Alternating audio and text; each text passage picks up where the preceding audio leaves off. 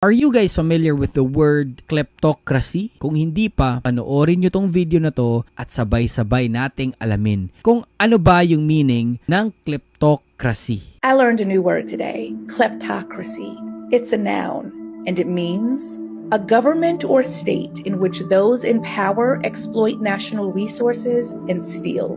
A rule by thieves. Used in a sentence, it sounds like, you know you're living in a kleptocracy when new luxury cars fill government parking lots, but the roads remain full of potholes. Another example would be, kleptocracy isn't just theft. It's an entire system built to keep the rich richer and everyone else struggling to get by.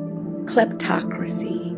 You're welcome. So malinaw na malinaw yung pagkaka-explain. So tanong ko sa inyo, ang Pilipinas ba ngayon ay under democracy or under kleptocracy?